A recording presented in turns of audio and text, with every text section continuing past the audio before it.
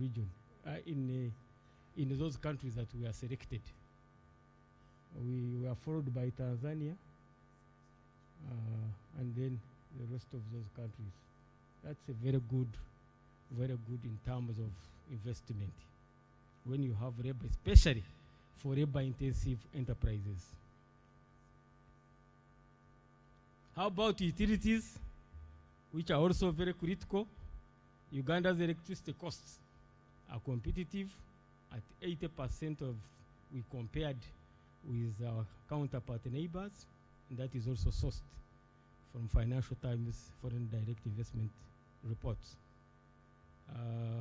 The average cost of power here for industrial users is 85 cents of a dollar, that is sourced from Umeme, and the price of water 68 cents. I think these are very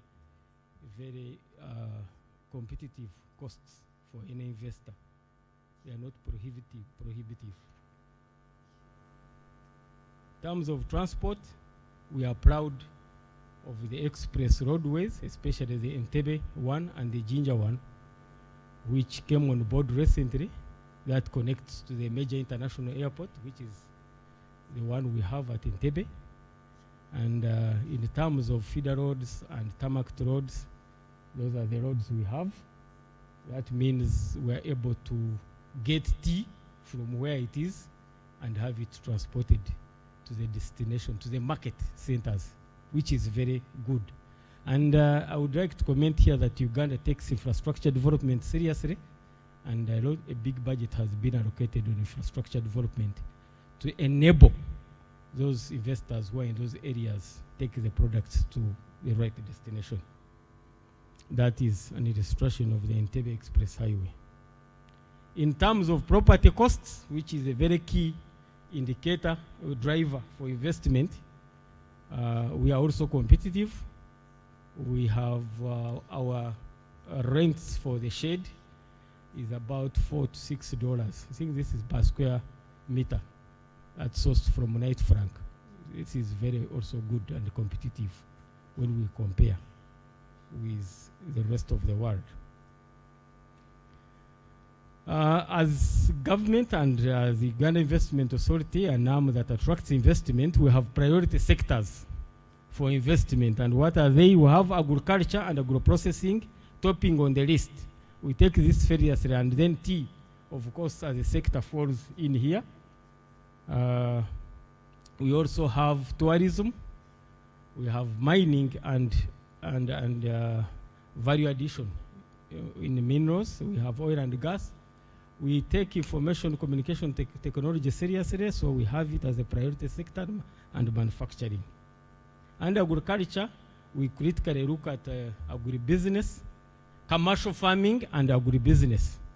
And Uganda's economy is majorly, it emanates or it gets its power from agriculture, where more than 70% of the population is employed, contributing about 25% to the GDP. So this is a very focal sector. We take it seriously. And from again, our sources, FDI benchmark reports, we see 267 companies involved in the manufacturing of food and beverages. And that is the right direction, because we are focusing on value addition and manufacturing. Food sector, in terms of statistics, is summarized below. In that graph, Uganda contributing, exporting a lot of food. In terms of food exports that is manufactured, we see Uganda topping, and also that I got from World Bank, which is very good for us. That means a lot of value is being added on our food, and thus we are able to attract the benefits from that area. And we also see Uganda topping up in terms of the merchandise that go to sub-Saharan Africa, again from World Bank development indicators. That's a very big positive aspect. And to this effect, I think the organizers of tea conference, you should have hope that the future is bright when you look at such statistics, especially from credible sources. Tourism. Tourism is also significantly increasing in Uganda. We have had rapid increases, having 7.3% of GDP. That is sourced from Ministry of Tourism. And the opportunities here, the major ones that we have is high to medium end accommodation, especially along the tourist circuits. Yes, the numbers are increasing, but we have a challenge of accommodation. We do not have enough infrastructure in terms of accommodation to accommodate the increasing numbers. So this also, it can be a challenge, but also becomes an opportunity for investment. So that is an area we could, investors who are interested in this forum could come and we share more information so that you also look at other attractive areas. Conservation areas, water and aviation transport, we feel it is also an opportunity, and also cultural tourism facilities is an opportunity. These are opportunity areas that we could share and give more information so that you can take advantage of these opportunities. In terms of minerals, we have over 50 mineral types, and also opportunities lie in processing, getting the minerals out of the ground. All these opportunities, oil and gas, we have so many opportunities. I will have to be a bit faster because I'm warned here and I don't want to abstract the protocol. Information technology, which I can share. We have many opportunities in software and hardware components. What are the benefits of investing in Uganda? I think this is something that we need to share in depth. We have an investment, a tax code that is very enriched with incentives, and which specifically touch even this symposium, the tea sector. We take agriculture very seriously, and the key incentives here are, if you're importing plant and machinery going to create value, then you would not have import duties. Then there is also, we have a 10-year tax holiday for any investor who is exporting more than 80% outside the domestic market. And domestic market here is defined by the East African community. So anything outside, then you get 10 years. You wouldn't have corporation tax applicable to that investment. But a key one, which is upcoming, which will start in 1st of July, is the 10-year tax holiday on anybody, on an investor who is investing USD $1 million and who is a citizen. And the citizen is defined here by citizens of East African community who is in processing of agricultural products, and specifically tea would also fall into this category. So that investor would have a 10-year tax holiday. I'm going to summarize, Chair. In terms of easing business, because we know that if you don't ease business, then it becomes very expensive. We've conducted some reforms, and the Chair mentioned them, having a one-stop center. What is a one-stop center? Cabinet directed that all government institutions that are providing services to investors and business community should have a place where they are served and they get all permits, licenses without moving around. Moving around is costly. It takes a lot of time to investors. They don't want to move around. But more important, one, it reduces the cost, but also reduces the time. So we have a one-stop center, which is resident at Uganda Investment Authority, and we oversee that one-stop center, where institutions like Registration Services Bureau, Kampala City Authority, National Bureau of Standards, National Environmental Management Agency, the bank infrastructure, all these institutions are there. And we have made standards, service level agreement and standards to ensure that investors are not affected in terms of turnaround time. So what are the key achievements here? We can incorporate a company if you have all the necessary documents in 4 hours. That's credible, commendable. And we can have tax registration in less than 24 hours. So we issue permits, investment licenses, and we operate a portal, which is there, www.ebiz, where you can access applications and get an investment license in the shortest possible time. These are the institutions that are resident there. I will share the presentation. So the major services that we offer is investment licensing, information on opportunities, joint ventures, operationalizing the one-stop center. We provide policy advocacy to government, support small and medium enterprises. So I thank you so much for listening and giving me this opportunity to share with you. Thank you very much.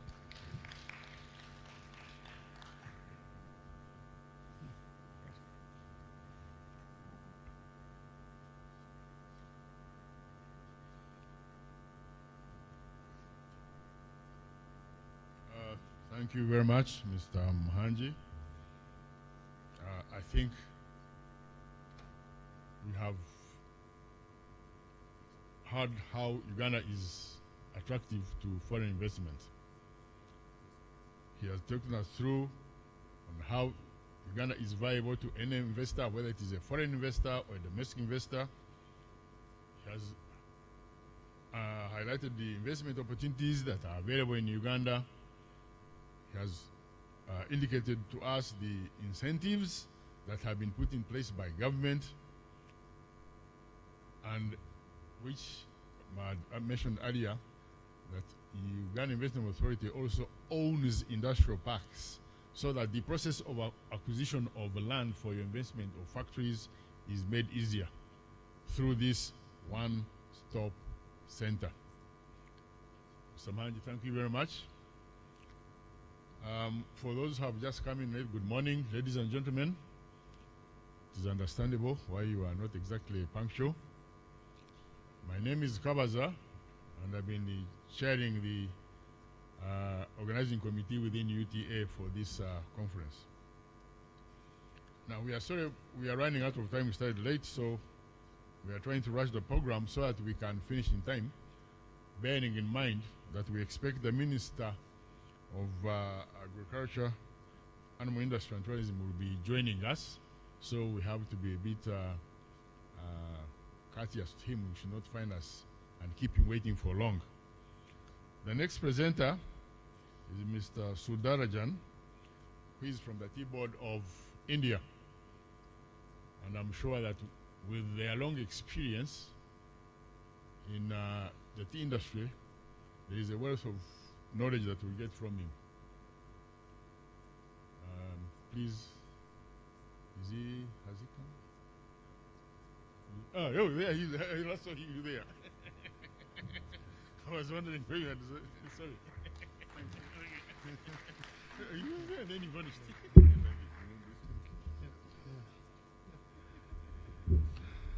Thank you, Chairman.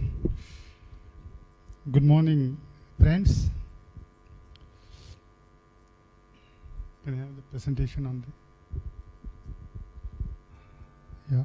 My name is Saundara Rajan. I am working for Government of India in Tea Board as Director of Tea Development. I just wanted to present a small snapshot of how the use of modern technology will enhance the market access.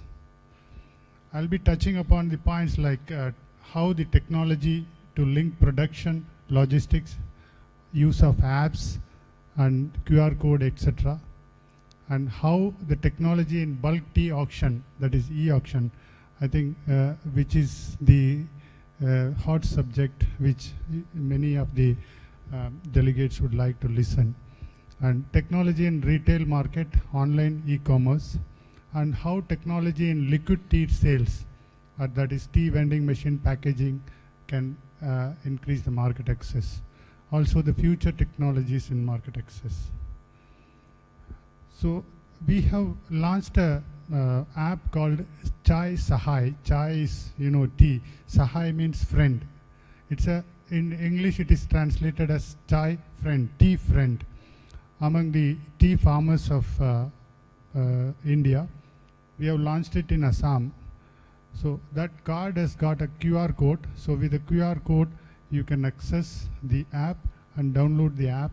The only requirement is a smartphone and a good connectivity. Wherever good connectivity and a smartphone is there, that can be done.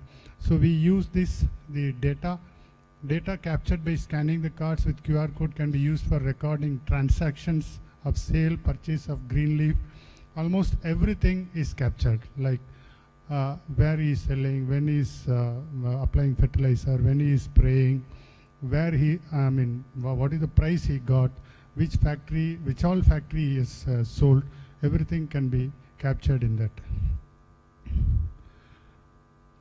Moving on to the technology of bulk tea market. History of tea auctions in India, as you know, 1861, manual tea auction started in India. The printed catalog distributed to the stakeholders. Everyone is aware of how the manual auction goes. And the catalog preparation, auction, and post-auction. These were all the three activities, major activities of any auction center. And as you know, hard copy of the documents are printed and circulated for clearance of the goods. So need for e-auction. Very small market buyers need to be present in auction floor. There is no need. You need not, the grower need not be present in the auction floor. Longer time to receive money.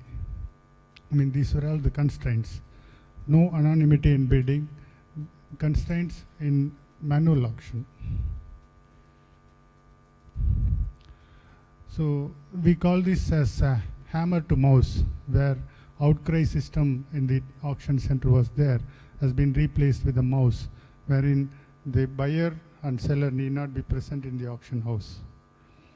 I'm just giving you the overview of the benefits across all stakeholders without going into the details of how we have done it, and there is a big process and a vendor to do that. See, Pan-India e-auction platform, easy access for buyers, sellers for tea auctions across India. Easier access to various grades of tea across India for buyers. We have 7 auction centers, so anybody in India who is registered, a buyer, can buy from any auction centers from anywhere in India. End-to-end digital solution. There is no paper document management, e-invoices only. Providing complete solution, buying, selling, clearing, settlement, and delivery.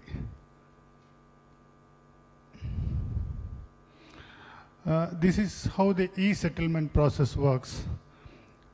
And those of you who are in either broking or in the auction organizing can understand this, how this works. Buyer pays his account, money into the static account about the auction center, operated by the auction center. And that is allocated through the system itself to the payout to the settled, to the broker commission is settled through that. The buyer's money is settled to the seller, to the warehouse, and also T-board also takes a small amount of service charge that is also settled through the e-platform, settlement platform.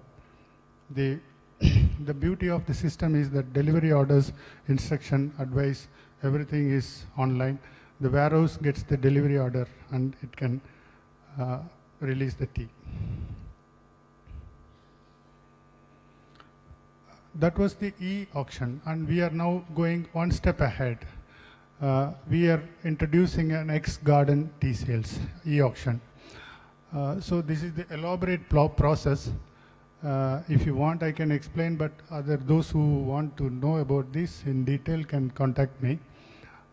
The main advantage of this system is currently the system takes e-auction, even e-auction takes 40 days from the garden to sale.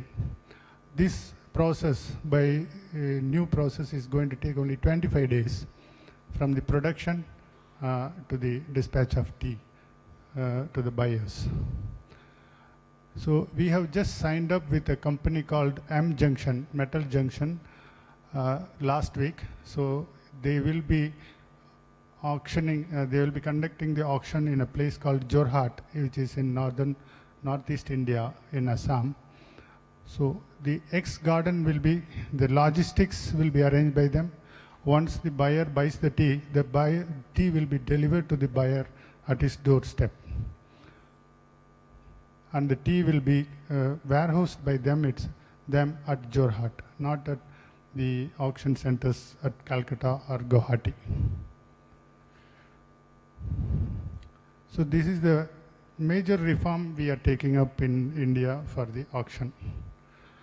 And moving on further to the technology in retail market, e-commerce is playing a very major role in tea marketing in India. You can see within 1 week of time, a tea can reach the consumer directly. You will be surprised to know in the smallest villages, like which are in the states of Orissa and West Bengal, are consuming matcha tea. Many of them were not knowing what matcha tea was, but thanks to the e-commerce, people are able to buy and taste what matcha tea is. They are directly buying through e-commerce platform. You can see the emerging online e-commerce marketplaces for tea, which offer various types of tea. I mean, you have the choicest of teas, has enabled growers also to find a platform for marketing and selling their produce. Growers can directly log in and offer their teas, and there are companies which are selling over 100 million cups to 117 countries. I don't want to name the particular brand, but they are doing it practically. This is the new opportunity and technology available. And on the retailing, geolocation of retail stores and the sales team through mobile app. The fast-moving consumer companies have gone very deep into the system, that they have tagged all the retail outlets, so that where the stock is there, which product is selling, which is not selling. They have also tagged the sales team, so that the sales can be monitored very thoroughly. These are all the advantages by tagging this. Improved monitoring at the retail level, ensuring optimality of width and range of selling. Better demand estimation from retail. It helps improving planning sales. Better resource management, better forecasting out to optimize production. Improved efficiency in production planning, procurement. Can capture competitors' operation on real-time basis, like consumer schemes, price points, etc. Digital penetration ultimately will lead to insights on consumer behavior, landscape mapping, and identification of opportunities. This may not be relevant to many of the producing countries. As India, we also consume a lot of tea, more than 1,000 million kilos. This plays a major role in capturing the consumer insights, and this is particularly will be beneficial to other consuming countries as well. There is a liquid tea market which is growing in India. That is technology in liquid tea market. This is from garden, the garden to glass, it is called. There are many new age tea liquid marketing companies which has come up in major cities. It is like in cafe, like it is even better than that in terms of atmosphere. And so this is how it works. You know, they have made the pointer which I have shown is a one use through flask kind of thing. You order the tea from home or in your office. They deliver it through a delivery person, and the flask is used for that. So chai on call, that is called. You call for a chai and the chai is delivered at home or office, wherever you are. So, I mean, they also have an app that morning, what time you want to have a tea, you can order delivery at work, delivery at party or pantry. these are all the new age, we call in India a new age tea companies or tea boutiques, outlets, which are booming in many cities across India. So also ease of making tea at work increases the consumption. See, evolving consumer preferences, emergence of use of technology. See, many a time people think that it is difficult to make tea, even with a tea bag, how to make it hot water, this, all that. So the emergence of these tea making, brewing machines have been installed in many offices and many canteens. So consumers and the office people and the new age people, the youngsters, they drink and they enjoy the cup of tea. The use of social media also is key for enhancing the market access at the consumer level. Many competitions are organized and those who are winning the competitions are rewarded through some gifts. As I see it, the way forward is there is a use of technology in good packaging, flavor retention and keeping quality, value addition of specialty teas, flavored teas, iced teas, ready to drink, tea, wine, floral teas. All these are opportunities where improved technology can play a major role. Yeah. And moving towards artificial intelligence, world is rapidly moving towards artificial deep machine learning. So there is an opportunity of use of these in tea. Most industrial processes are automated. And there is a huge potential in applying artificial intelligence in tea, field operations, processing, and even in retailing. Development of instruments for mobile quality testing teas and establishing traceability is a huge potential, and better delivery, reliability, and reduction of cost. Thank you so much for the opportunity given.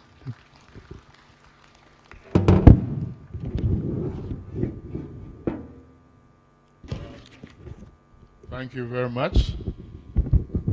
I think we have had some enlightening things. One, chai in our region is well known, that is tea.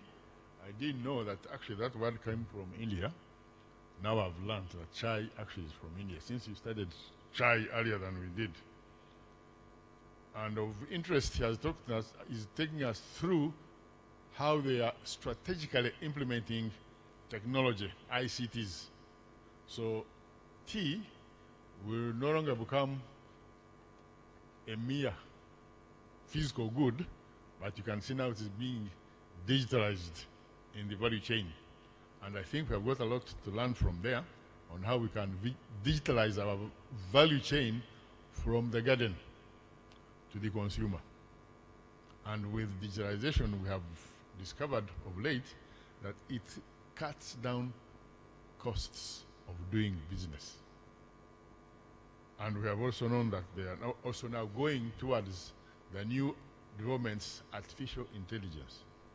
Now, this is the new wave that is coming on board. And I think as the tea fraternity, we should be keenly taking into consideration that technology is going to change the way we do things, especially ICTs. And we should be prepared to adapt as quickly as possible. Now, I think we are trying to catch time. We go into a question and answer session. Beginning from this side, you address a question to either of the presenters. We get all the questions, and then we ask the presenters to come and respond to them. Thank you. Yes, yes. There. Okay, let's start from here.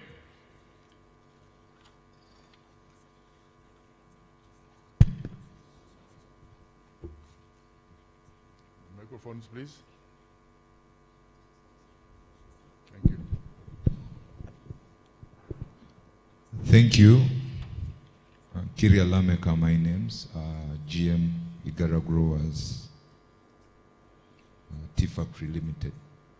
Mr. Sundararajan, I hope I've had it right, the name. Artificial intelligence, you talked about, okay, that's the future, that's where we are going, very respected. My critical question to you is, one, let me give a background.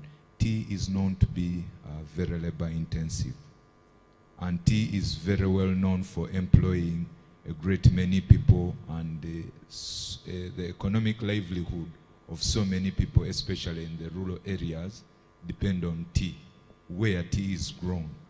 Now, technology, isn't technology going to eat up those jobs? Because yes, it's going to cut the costs definitely, but it will eat up the jobs. If you're very aware about the politics going on in the US of A, it's about technology eating up the jobs. Nothing else caused it, not the wars with China and what. So, won't it disrupt the economic benefits of having tea traditionally the way it is employing many people? Thank you very much. Thank you. Yes, next.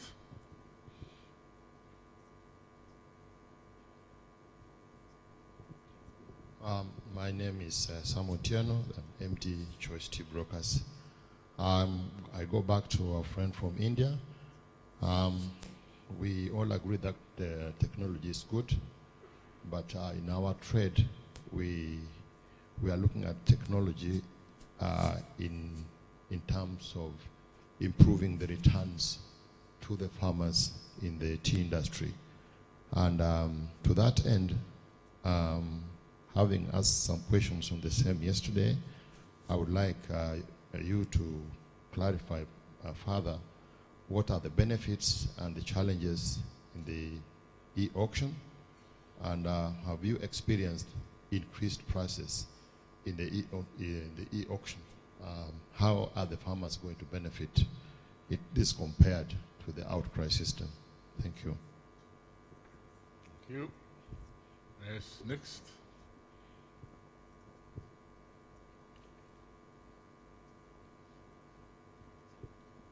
It's there in the middle, right there. Thank you very much. My name is Sisa Tairo from Mombasa.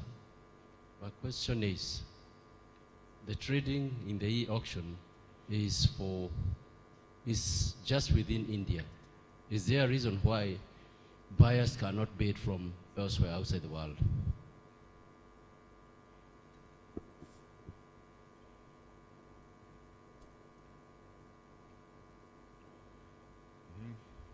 This side, I think. Yes. Good morning. My name is Benjamin Bett from Elgon.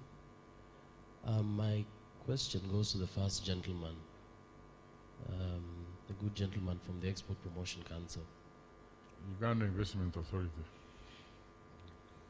Power is a very key input in our processing facilities. So my question is, does the government offer incentives for, say, processing at night, maybe lower the tariffs for night processing?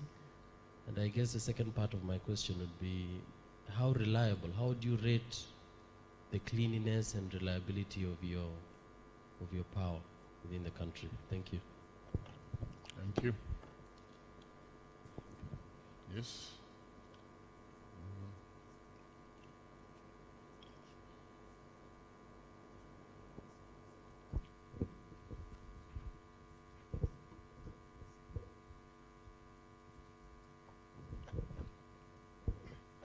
My name is Gregory Mugabe. I'm the chairman Uganda Tea Association, as well as chairman Kayonza. My question goes to Mr. Martin Muhanji. We do appreciate the opportunities available for local investment as tea processors. We appreciate the government support on tea seedlings. But my question is on the tax incentives for local investors. Because of the conducive environment, processors are forced to go and set up new processing factories to accommodate the anticipated increase in crop. I wanted more clarification how can a factory like Kayonza, which is planning to invest way over $4 million in a new processing factory, how are we going to benefit from this tax holiday that is going to begin 1st July? Thank you. Thank you, Mr. John. Yes, at the end then. My name is Simon Uchanda from Kericho, Kenya. My question is to Dr. Sundararajan. I'm interested in the liquid tea that you're offering. Is it a mobile application that you're using to offer it? And then how are the clients and the people trading in this getting into contact with each other? And then is it in the cities or it's been replicated all over India? It was very interesting. Thank you. Thank you. There's one more question there. My name is Julius. I work with Solidarity. Mine goes to Martin. Thank you for the elaborate presentation, and I can testify that the business environment on registration and the support structures has improved tremendously. Now, my interest is on affordable financing, and I have a fear that most of the work that you're doing is tilted or skewed towards foreign direct investments and external investments. What is your opinion on the policy environment, on policies talking to each other, for example, planning, investment, incubation, to deepen the entry for the citizen? I think you alluded to the Ugandan and East African citizen. Thank you very much. Okay, thank you. Any more? I think they can answer these ones.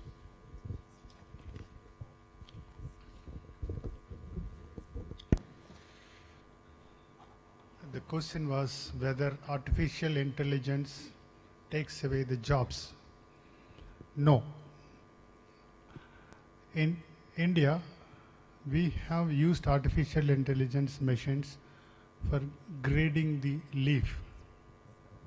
We recently launched a machine for green leaf grading with the Indian Institute of Technology partnering and some venture capitalist funding that. We had a problem of grading, smallholders payment according to the fine leaf percentage.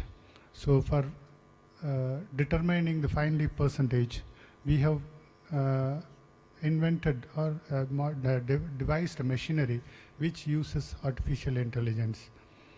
And also in the market access, the artificial intelligence is used, and which are all not depriving anybody of the jobs. It will only improve the efficiency, not deprive anybody of the job. Rather, it will help in enhancing the job. We have a different issue in India. We have a huge shortage of labor in tea producing, tea growing regions of major tea growing regions. So I have not talked about mechanization. I have talked about artificial intelligence. Yes, mechanization, when I talk about mechanization, it may take away some jobs, but I have not spoken about mechanization. I have spoken about artificial intelligence and as a means of technology to enhance the market access.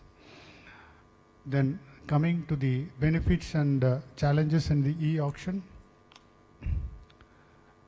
The benefits, we offer huge quantity. We have 7 centers offering teas of several grades.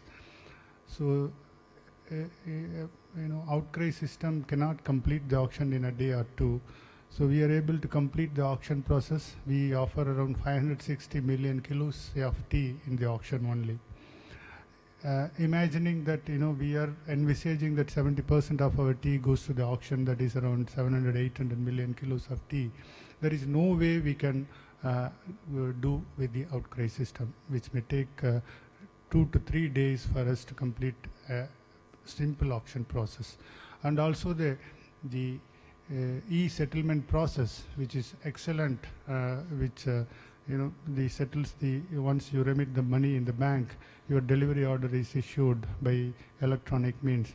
That there is no hitch, not even one default we have seen in last 2 years, not even one default. So it's working excellently.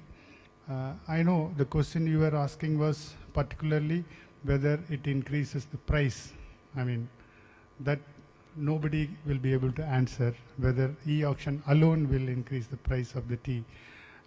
We have a different system where 50% of the tea is sold through the private sector, private means also. So the competition is divided between the auction and private sector, private means. So I don't know. I won't be able to answer whether e-auction is a mean for price discovery. That only time has to tell. And the benefits, yes, we Indian, the buyers and sellers are the beneficiaries of the e-auction in terms of time and efficiency. Then liquid tea cities. See, there are entrepreneurs, new age entrepreneurs who have studied in Harvard, and they were in big jobs, and they left the jobs and they came and started liquid tea shops in India. There are about 8 of them. They all took a venture capital funds. They have invested huge. You won't believe, in a city called Bangalore, where coffee is the main drink, the one new age entrepreneur called Chai Point, I don't mind saying his name, Chai Point, has opened about 180 outlets. That is the scale of the tea, the popularity of the tea.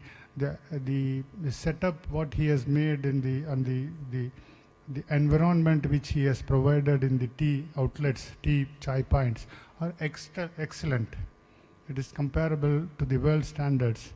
So people are just going, and he has also come out with a card system wherein you buy a card for, like a phone card. You buy one card for 100 rupees or $1 or $2. You go to any chai point and give that card and drink tea. So these are all the methodology he uses for repeat customers. And yes, it is right now it is in all major cities, metropolitan cities, but they are going to they call Tier 1, Tier 2, Tier 3 cities. Now they are expanding their business to Tier 2 cities. The liquid tea and organized liquid tea is a very big success in India. And the question gentleman asked, I didn't get it. Can you repeat the question, please?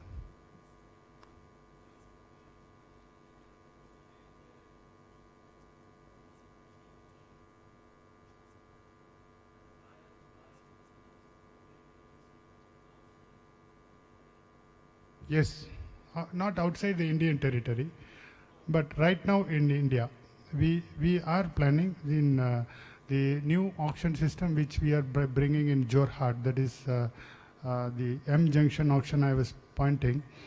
We are planning to do that. Right now we can offer teas only within India. In India itself, it is like a country, each state. So why we have not offered this to outside the countries? There are certain regulations which need to be followed. Like each importing country has got different regulations. So we got to ensure whether these teas are conforming to that standards. For EU, suppose somebody wants to buy the teas for EU, and the tea has to be complied with EU. Right now, our stipulation says that it is FSSAI compliant. That is Food Safety Authority of India compliant. That's not enough for EU. That's not enough for other importing, Japan, for example. There may be certain chemicals which Japan may be looking, may not be compliant. So once we ensure that if they are compliant, then we are planning to offer it for other countries as well. Thank you.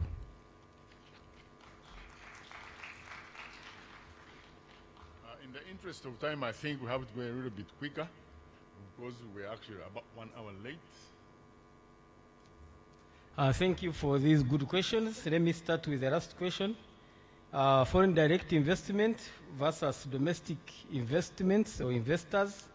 And our policies, are they skewed towards foreign direct investments as opposed to domestic investments? No, we are not. Contrary, our regime is structured to ensure that we attract both foreign and support also local domestic investments. And my presentation was very clear. So how is this? Is this true? Yes, it is true. Our tax regime is well structured and incentives are clearly embedded in the tax code, both for local investors and for foreign direct investments. And we actually, when you look at our tax regime, like for example, the major incentives I talked about, even the upcoming investments, the critical indicator is a capital requirement. For local investors, you need to have invested 1 million United States dollar to be able to qualify for 10-year tax holiday. While foreign direct investment, you require $10 million to be able to qualify for a 10-year tax holiday. So our policies are really supportive of local investors.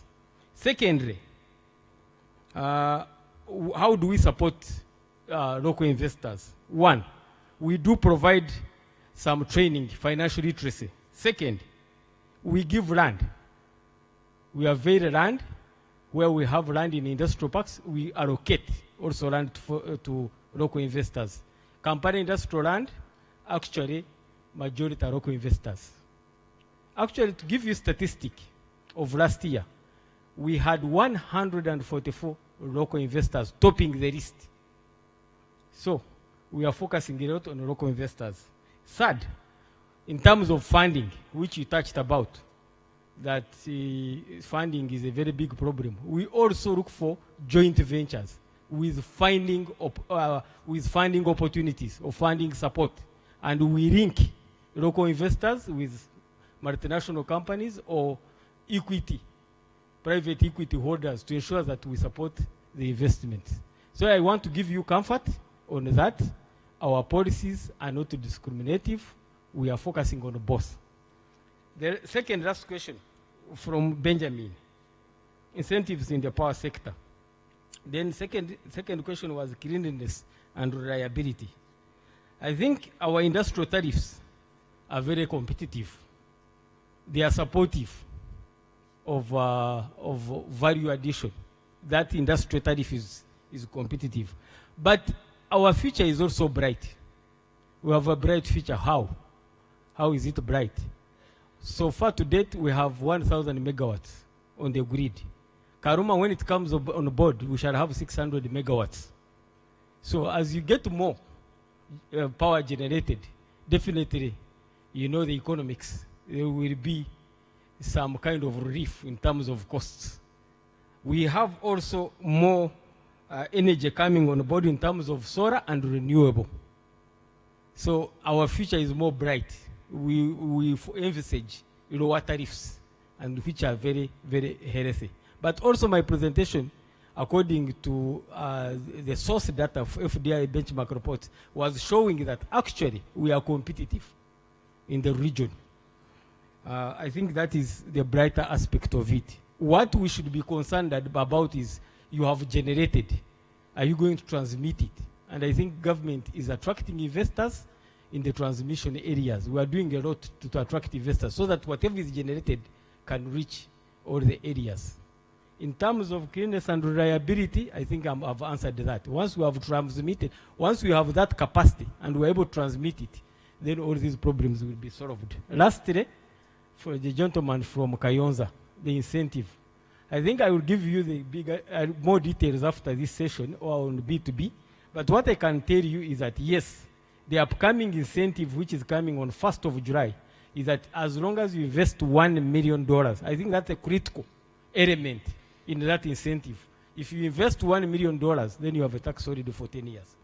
I will give you more conditions precedent to that exemption. Thank you very much.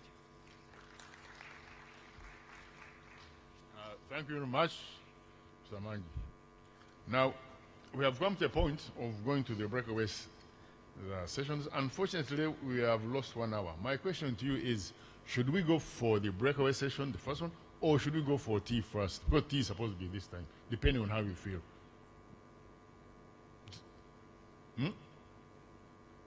We continue. All right.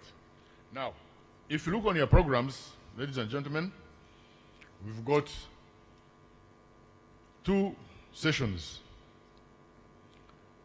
We selected the topics that we'd like to consider. And each one from your program, you will go to the breakaway rooms which are upstairs, and each room is marked with your topic.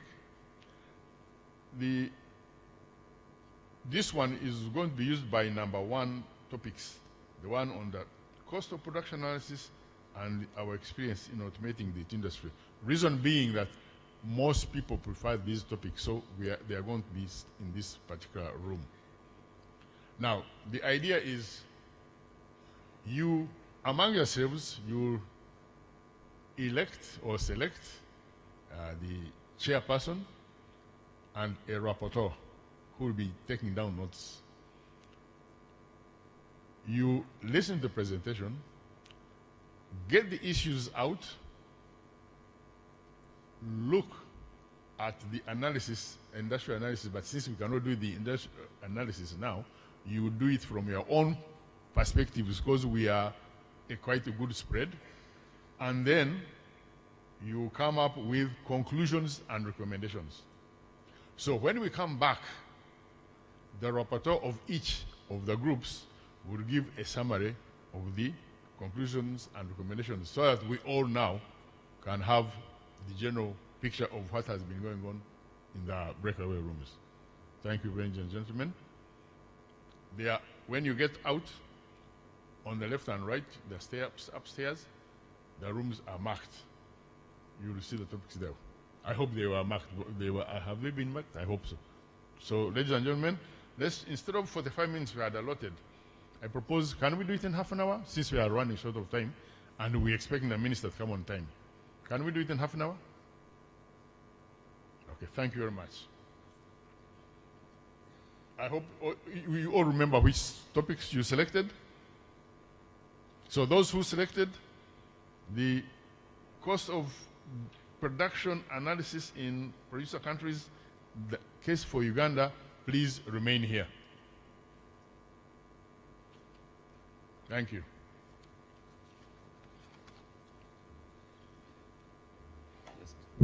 Maybe for further clarification, if your choice was tea research, the Ugandan case, you'll go to Addis.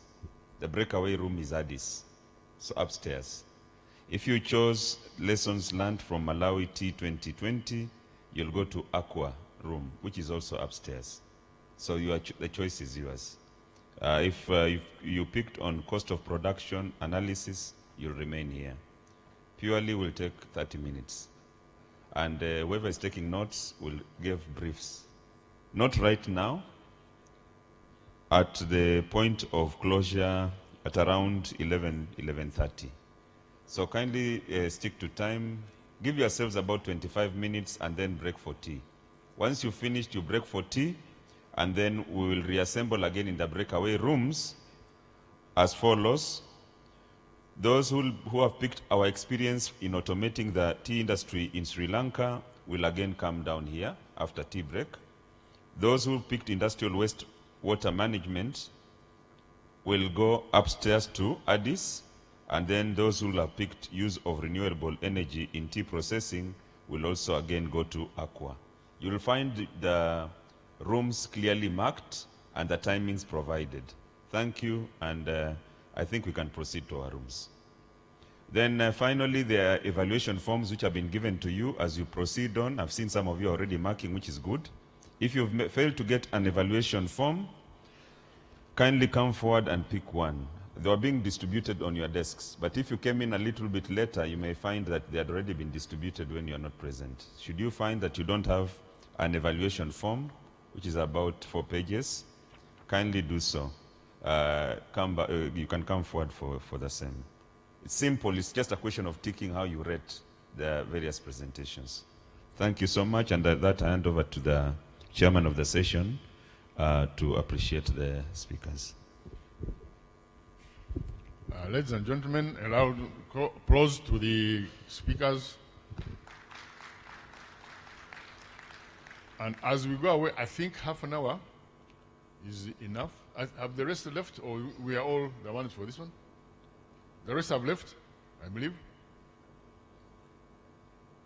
Okay, now please, let's move to our respective breakaway rooms. And this is now 10:04. So let's assume that by 10:25 you are through. Then you move to the tea area, and we can also take less time than usual, so that we are back here before 11. Do you think we can make that timeline? 25 minutes past, we are down for tea, and by say 10 to 11, we are back here. Thank you very much, ladies and gentlemen.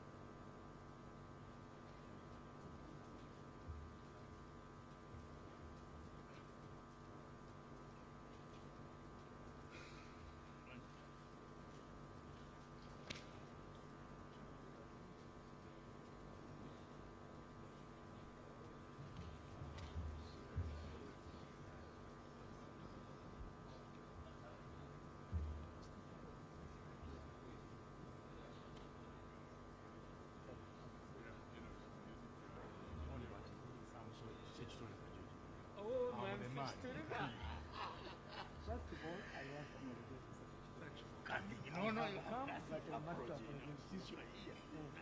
I could not do otherwise.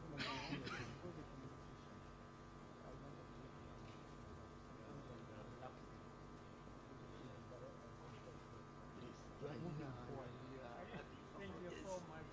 You are the man who invited. Exactly.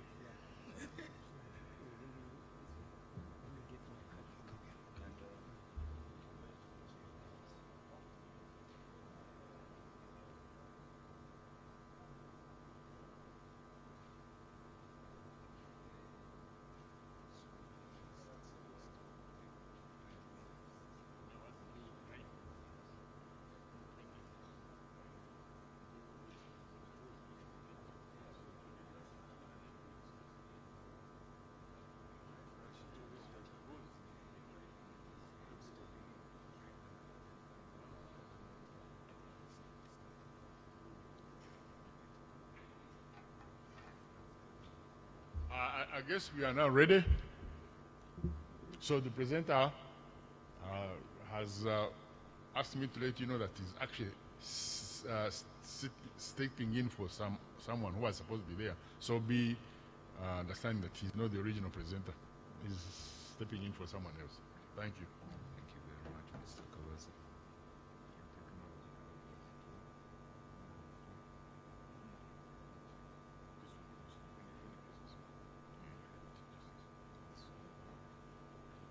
Could we have the presentation, please?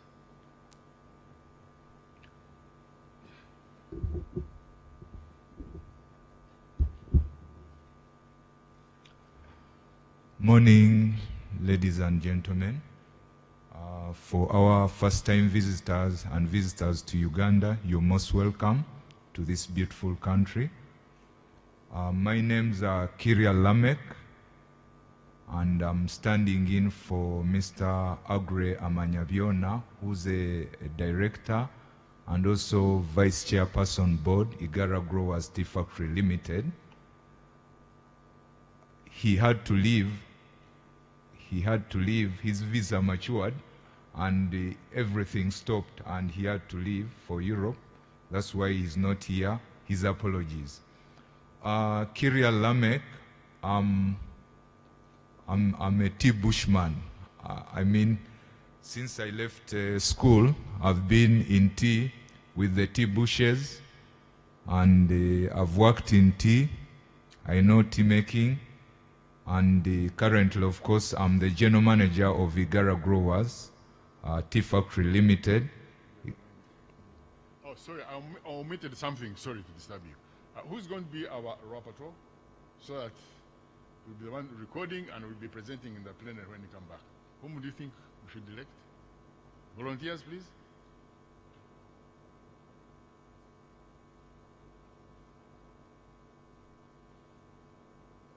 Please, just one, please, one person. Or you can nominate, or second, or whom do we have?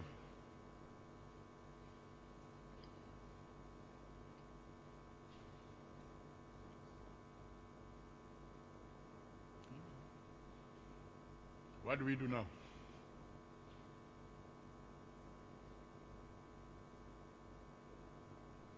We should go ahead. Alan? Okay. Alan from Kayonza, accepted? Sorry for that interruption. Igara Growers Tea Factory Limited is comprised of Igara Tea Factory and Buhweju. We annually produce 7.6 million kilos of black tea, CTC black tea, and actually we are the second biggest producer of tea, CTC black tea in Uganda, after MacLeod Russell Uganda, which I think does about 18 million kilos.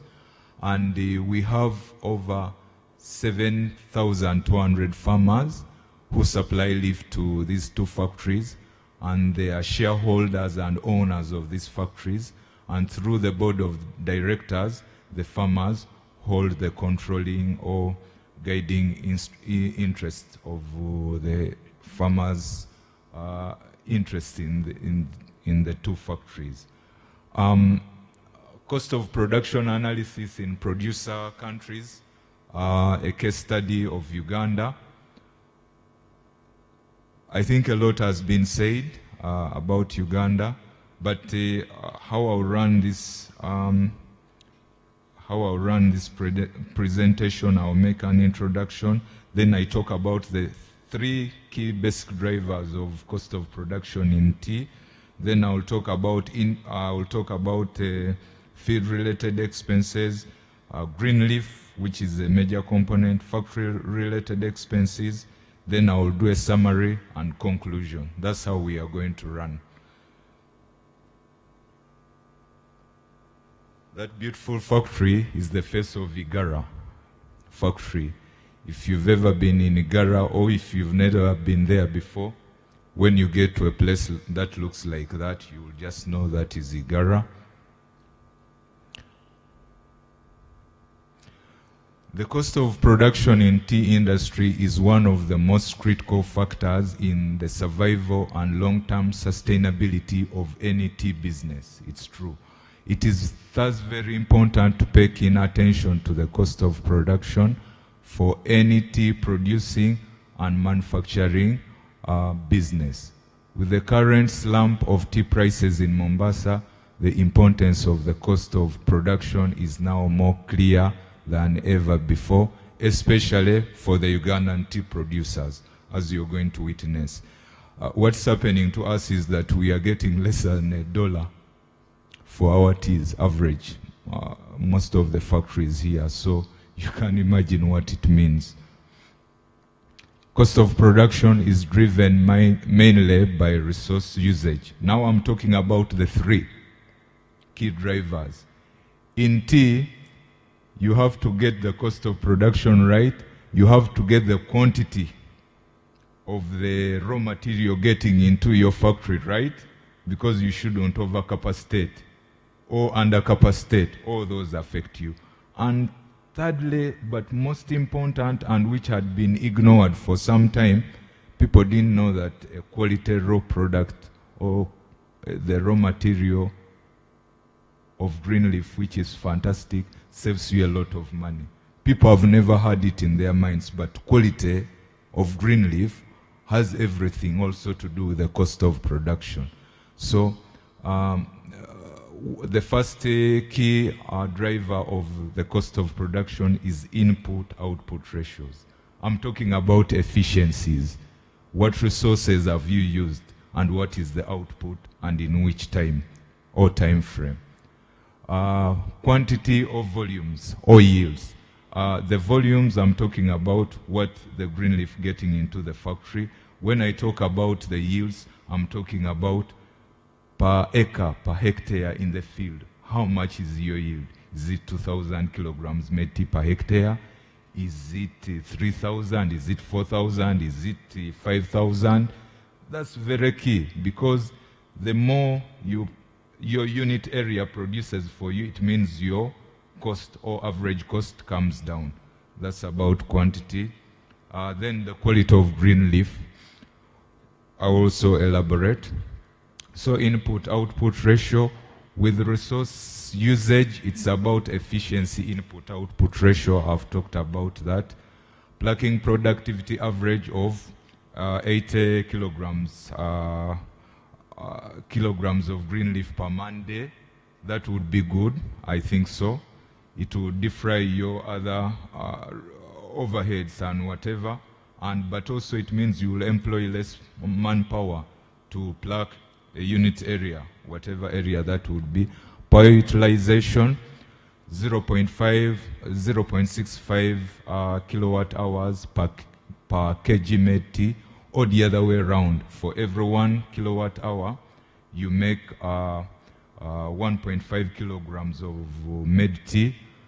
I was excited when one presenter yesterday showed me that there is a possibility of pushing that figure down to 0.49 kilowatt hours per kg made tea. Power is very, very critical for us here, as you will see as we go along.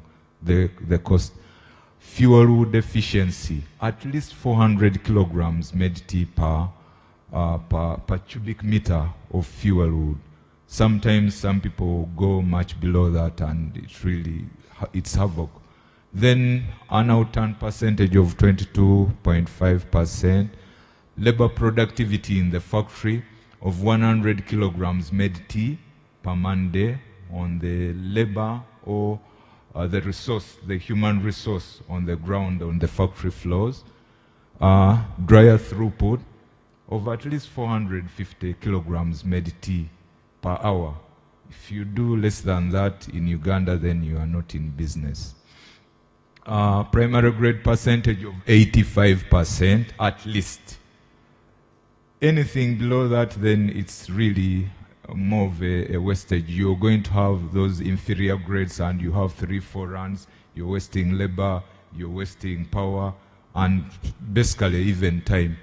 Then a rotavane throughput, 18-inch rotavane, you should at least be able to run 1,800 kilograms of withered leaf per hour. Quantity, volumes, yields of green leaf. Yields of 3,000 kilograms made tea per hectare per year, which is about 5,398 kilograms of green leaf per acre per year. Why is this important? In Uganda, there is this unhealthy competition we are having among the new factories coming up, and we are not understanding what we are doing to each other, or we are not having a proper conversation. The conversation should be, what should we do for all of us to coexist as a factory? In various presentations, you heard that we have 40,000 hectares of tea or tea gardens. if each of us scaled, or if Uganda scaled from a production of 2,000 kilograms made tea per hectare per year, that is the 80 million we made last year. Uganda, we made 80 million kilograms of made tea. If we only scaled that by 30% to 3,000 kilograms made tea per hectare from our gardens, it takes our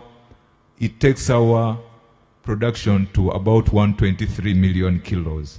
But it also means all the factories are going to be fed with good quality leaf, and we shall have a better price in Mombasa. But we are having the wrong kind of conversation, and we are having the wrong kind of results, the ones we don't want.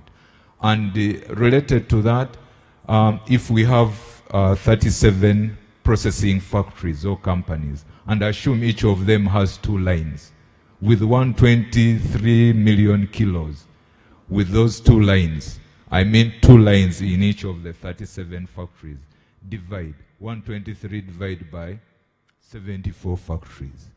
Each line will be processing 1.6 million kilos of black CTC per year. Where is the problem? We are getting into unhealthy competitions, which are very unhealthy, and we are paying the price. Each of the factories or each of the processing lines should have 500 hectares worth of tea attached to it.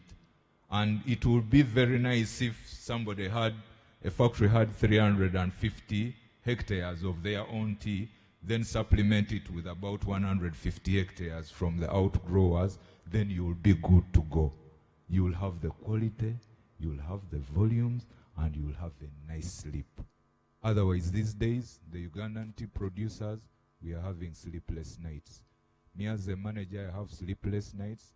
Every Tuesday and probably Wednesday, I fear to look at my emails because the prices are so scary and they depress me. Why? Because of unhealthy competition, which is costly. When we talk about cost of production, yes, it means so many things. But yeah, quality of green leaf, I think we shouldn't be having a cost leaf percentage of more than 20%, soft damage of 10%. Good leaf, we should have 70%. Ugandan tea factories, please, can you hear me out? This is where we need to be. We need to uplift Uganda as an industry, but we can't do it if we are all over the place and we are competing in a very unhealthy way and our costs are really spiraling out of control. Field-related expenses, please. Field upkeep and maintenance costs at a conversion or an outturn ratio of 22%. You have activity, you have Uganda shillings. UGX is basically Uganda shillings. United States dollars, I use a conversion rate here. One US dollar, we really, you have to have 3,700 Ugandan shillings to buy 1 US dollar. That is the conversion rate. But anyway, pruning cost is about that per kilogram of green leaf coming off a particular field. And that will be the pruning cost we would have spent in that field. Tipping cost is also that. Tools and equipment we use in the field at that cost. Fertilizer, I want to talk a bit more about that. Fertilizer is a very, very, very big component of the field expenses. The field upkeep and maintenance expenses, fertilizer takes up over 81% of that cost for us. So it's a big thing, and I'm not so sure whether we have any government people to help us out on this, whether they will give us subsidies or they will find better ways for us to have a bit of cheaper fertilizer. Herbicides at that level, fertilizer manpower or labor, herbicide labor is also at that level. Labor on hand weeding or slash weeding. Then the total cost per kilogram made tea from field direct expenses is 549.3 shillings, which is 15 cents of the dollar. That completes 100% of the field expenses, direct cost field. Uganda, do you agree with those costs? Do they look familiar? Or you think it's made up? I know that's where we are. Most of us, that's where we are.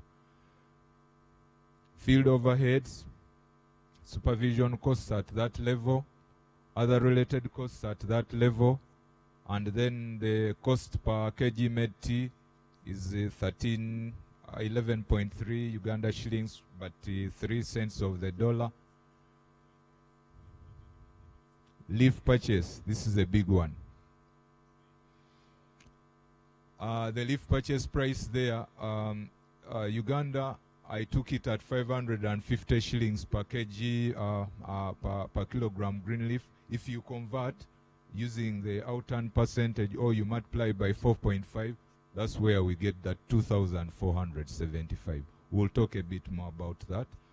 And our total cost is that, because that is the single most hugest cost we incur in the field, green leaf, especially for the smallholder outgrower factories.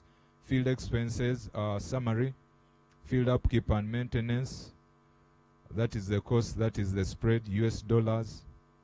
Field overheads, the summary. Green leaf purchase cost, the summary.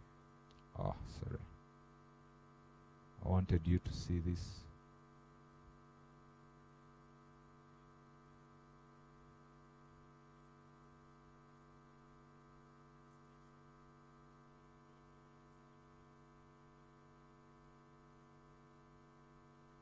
That cost 3,036.6 is our total field expense here in Uganda, average.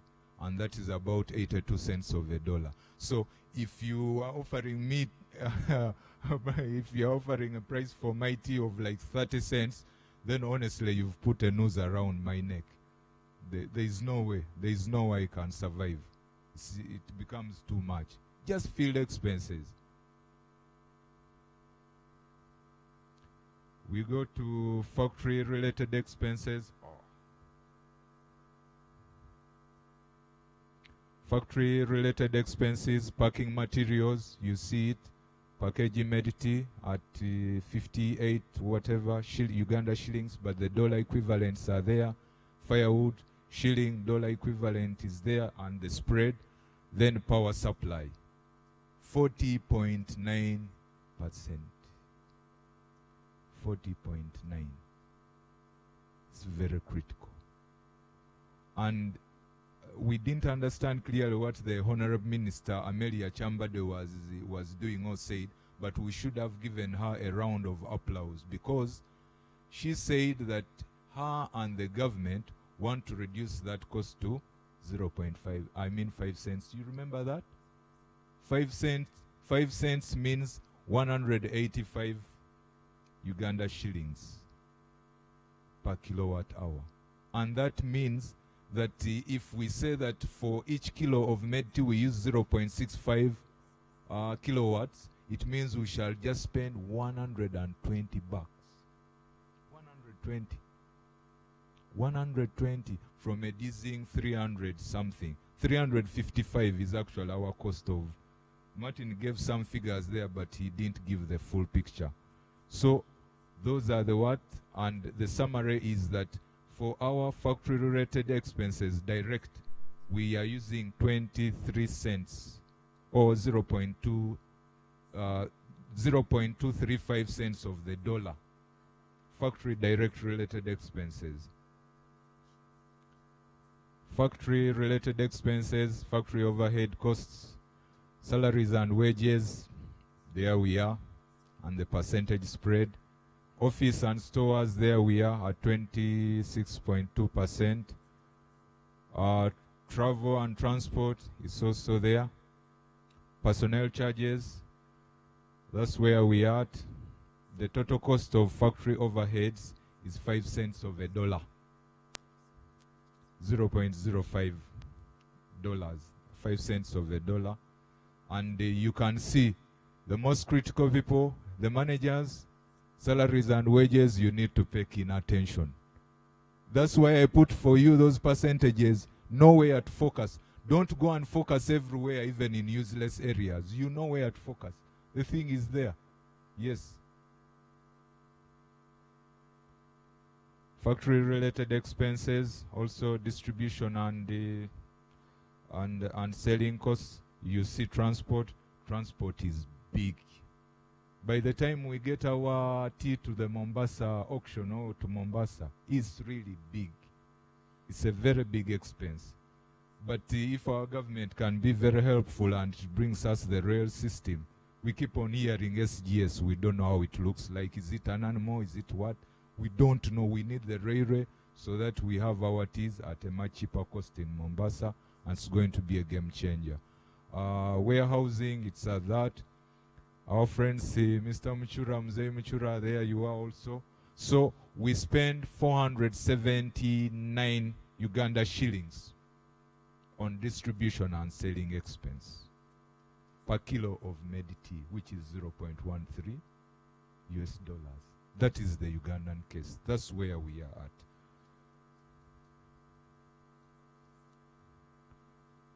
Factory-related expenses summary. Factory direct processing costs, take a whooping 56% of the share. Factory overheads, okay, 5 cents, you see there. Distribution and selling, 31%. Our factory processing costs in Uganda are 42 cents of the dollar. So if you are giving me, or if I'm offered 30 cents of the dollar for my tea, it means you've blanked me out. I'm just finished. I have no chance at all. Not even dead on arrival. They said dead on arrival. But even I wouldn't arrive. I have no chance. I will be a stillbirth, a non-starter basically. So that's how critical it is for us here in Uganda. And I hope we are going to have a very serious conversation so that we can be able to save ourselves. But I've already told you the trick. Amelia has given us some few cents already. If we save on power, on umeme power and transport, it will give us 12 cents of the dollar in our pockets, like as if we've earned it from the factory. Or from the auction, I mean, in this case. So, cost of production analysis summary. I think those are the figures you saw from the other slide. So, now, our total cost of getting our tea to the auction and selling it is 1.24 US dollars. Yes, I'm going to conclude. They are telling me to conclude. That is the Ugandan case. So, if we are getting less than $1, we are already dead. Field upkeep and maintenance cost. Fertilizer is such a big significant item that the quality of fertilizer, the stability of the fertilizer to the particular soil, and correct timing of fertilizer application are very critical to the extract maximum benefit from the fertilizer application to justify the huge cost outlay. It's very critical. Understand this. You can't avoid fertilizer application, but how do you reap maximum benefit out of it? That's one way of being efficient with your cost. Green leaf buying cost is the single most significant cost item, especially in smallholder factories. This means that the quality of the green leaf has to match with the high price paid per kilogram. Good quality green leaf will result in a better make, tea make of course, which will fetch better prices, in our case Mombasa tea auction. Very good tea prices in the Mombasa auction for superior quality black tea will always justify the high price for green leaf. I had that conversation yesterday where somebody was saying that this market is not about quality, and I was saying, why is Kayonza #1 all through in Uganda for some time? It's about quality. So for me, I don't agree that the auction is not about quality. It's about everything, but quality is key. The cost of energy, national grid and fuel wood are very significant cost item among the factory direct costs. So efficient energy usage measures like improved throughputs at processing level within the factory machinery, installation of power factor correction unit. You know, they charge us something called reactive power. That's why when I saw that figure of 0.085 cents per kilowatt hour, I was saying, what is it talking about? How about the reactive power charge? How about the other charge? They say there is that flat charge they charge us for the KVA, something of the kind. So fuel wood, you really need to have your moisture content 18%. Somebody was saying 22%, but I think 18% will get you the maximum calorific value out of. Repair and maintenance of the machines and direct labor, other significant cost item that need keen attention. Managers, please. Salaries and wages, also attend to those key areas. The transportation cost from Uganda, Ugandan-based whatever, I've already talked about that. But the railway transport is going to cut 60% of that cost. 60% of the 333 Uganda shillings we used to transport our tea per kilo to Mombasa will be wiped out just like that by going railway. So the government needs to help us on that one. Conclusion, the cost of production in Uganda tea processing factories in order to break even should be 1.1 US dollars. 1.1. That is 4,070 shillings. Whoever is under that, please just remind yourself that you're operating at a loss. If you're comfortable with it, it's okay, but you will eventually die. Currently, the cost of sales in Uganda is 1.24. We saw that. So that's 4,588 Uganda shillings per kg made tea. The Ugandan tea processing factories should strive to lift or uplift the quality of green leaf, thus tea make, to the next level to earn an average price of more than $1.24 so that they can be able to earn or make some money. Asante. Thank you very much. I think you stay here because you need to answer some questions of them. Now, we have looked at the situation. $1.24. And what are we fetching today on the market? The other day we were watching it on the auction mat. 80, 82, 90. That's where we are in Mombasa. Not even covering costs ex factory. Now we are talking about Mombasa. So, what conclusions can we come up with, and then what recommendations? I think you will be leading us. Thank you very much. Actually, I'm always advising my colleagues in the tea industry that it is good you produce less, because the more you take to Mombasa, the more loss you are making. What are you doing? Don't produce more. But the whole thing is quality. Yes, once you do, but the more you produce, the more holes you put in your pockets. Yeah, because it's very clear. So, yeah, the questions and way forward, and yes, please.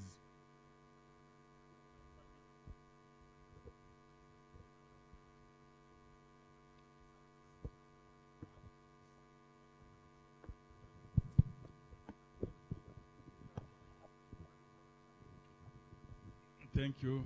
My name is Sewe. I'm from Kenya. Just a question or Yes. a clarification. Yes, please. When you talk of cost of production, Yes. they are divided into two groups.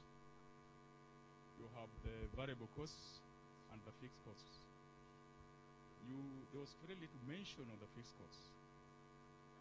And if you come up with a cost without taking into account the fixed cost, then you lose the answer. Very, very important. Okay. And in most cases, producers do forget about the fixed costs.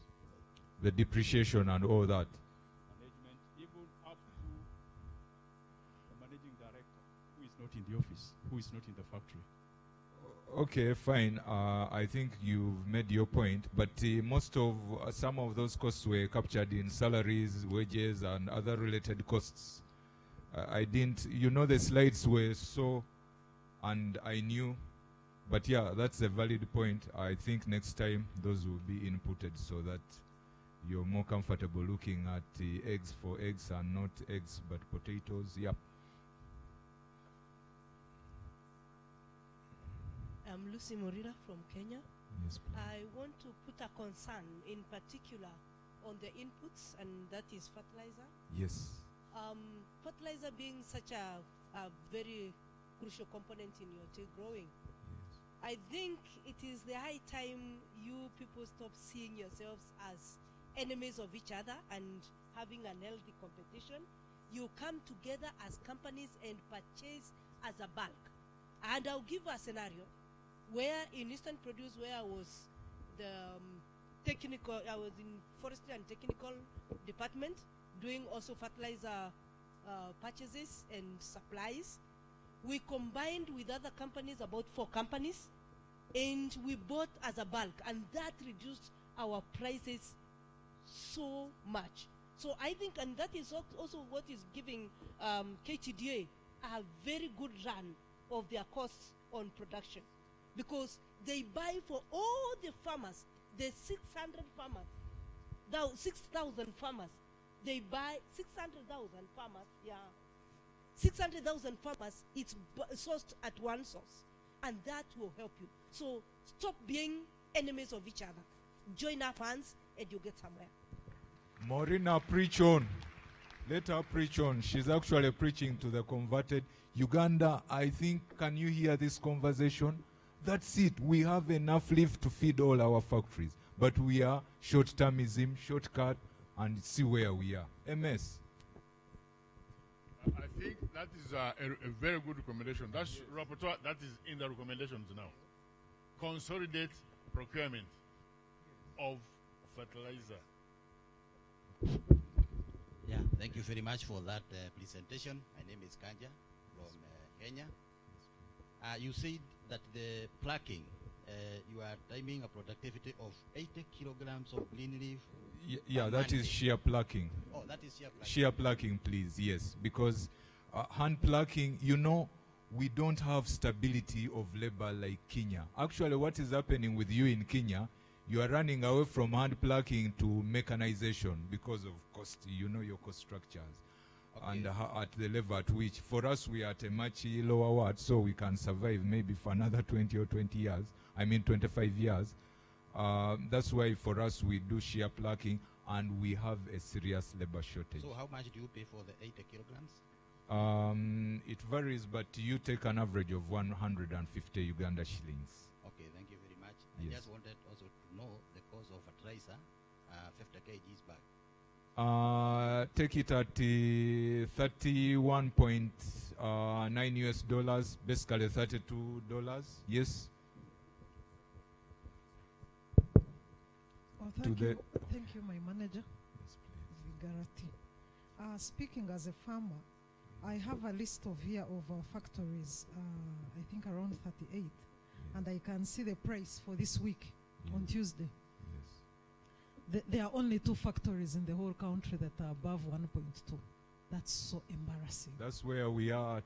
So if you look at the list of the prices that were out this week on Tuesday, yes, only 2 factories are above 1.2. Kayonza. So I don't know where we are heading to. I think first, according to what you've talked about, first the things we have to look at immediately, because this issue everybody has been talking about quality, but there are so many things. If you talk of a leaf, our quality of the leaf, yes, there are also other things in the process of production that lower the quality. So to me, I think the most immediate thing is, as factories, don't disappoint us as farmers. Don't sit and cry over these prices. Get out and do diversification of the market. We are all relying on Mombasa. That's my view, according to what I've got from this convention. Everybody is looking at Mombasa. We need to look out beyond Mombasa. We need to invest in marketing. That's one thing the Ugandan companies have to do, like from today. You need to be ready to invest. You cannot expect to get a good price or to get a good deal when you're seated here and very comfortable in your comfort zone and expecting auctioneers or brokers in Mombasa to determine the price of your product. So let's look at diversification of the market. Look at other alternative people who can buy apart from Mombasa. Then we need to invest in value addition whether we want it or not. Because the trend we are in, we are getting more people to grow tea. You can see the subsidies government is putting up.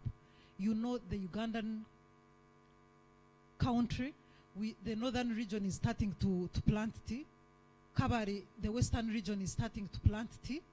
All these areas have not been planting tea. That means the price is going to become much lower than today. So what are we going to do about that? We need to start investing in value addition. Those are my views. Thank you so much for your contribution. Value addition, branding of our teas, and yeah. Thank you very much. My comment stroke. Now, those are also recommendations, I think. Value addition, and then I think she's talking about direct sales. Branding, yeah. Thank you very much. My comment stroke question goes to increasing quantity. Yes, please. As we look at nurturing you talked about the unhealth competition. Yes, please. But I would like to draw the case from the coffee industry. We are looking at the Vision 2035 of boosting 4.5 million bags to about 20 million bags. So my question goes to all the tea stakeholders. What is the drive to increase the potential that we have? Because I've heard in the discussions that we are about 40,000 hectares of tea now, but we have a bigger potential. So I would like to ask, what's that drive or the vision to at least, okay, look at what coffee is doing around boosting production? Thank you. Okay, I want to address. Okay, I'm talking about the power. Yes, please. When I was growing up, I grew up knowing that electricity is made in Uganda, because in our places we never had any electricity. We knew you people to have come up with very good power, and much of the power was exported to Kenya until recently when we started having our own power. Your power should be almost to zero in terms of costs, because you should have actually asked your government to at least assist you so that you do not have that costs being reflected into your books. The other one is to do with much of the Uganda has a lot of forests as compared to Kenya, and therefore your your firewood would also be very low in terms of costs because you have a lot of forests. That is an engagement you should have on your own, and also be able to harvest a lot of firewood in order that you can cure it and make it have a lot of calorific value. And finally, is to do with the disparity that you have on fertilizer. Just as like you have been told about KTDA. Currently, we are supplying to the farmers fertilizer at $1.95. Now, if you compare $32, which you are spending yourself per bag of 50 kg, 32 compared to $1.95, 3.2. Yeah, you can imagine that. That's a lot of money you are spending on fertilizer. Thank you. Thank you. Excuse me.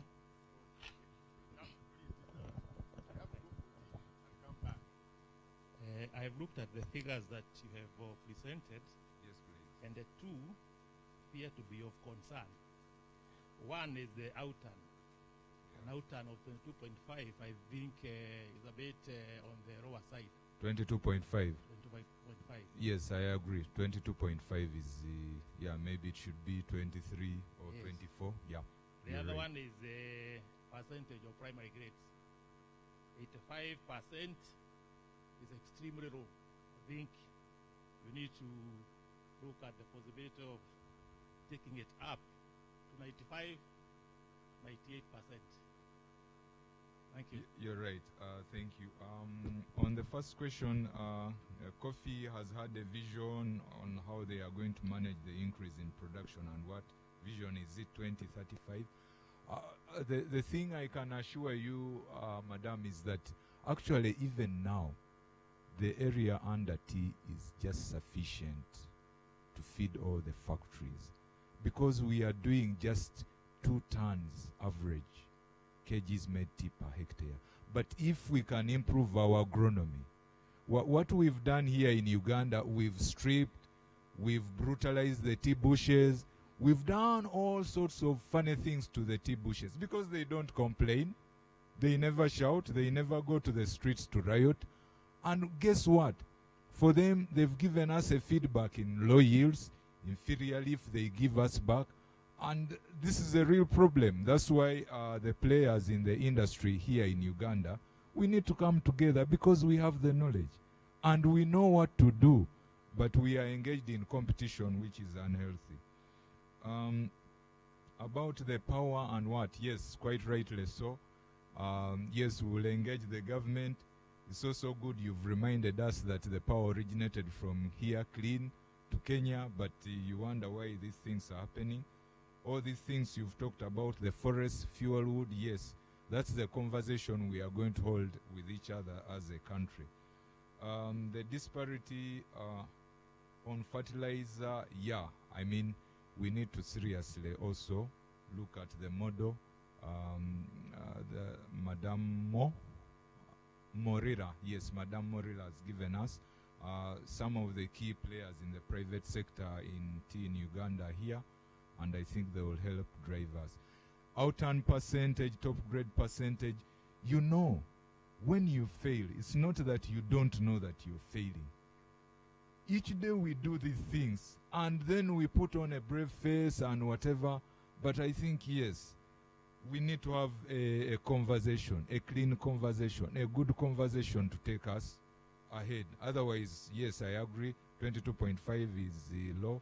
85% top grade, again, is an issue of quality. And by the way, these secondary grades are a failure grade.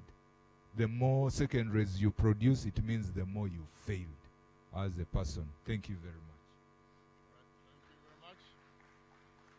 So in conclusion, at the prevailing market prices, Uganda tea factories cannot survive.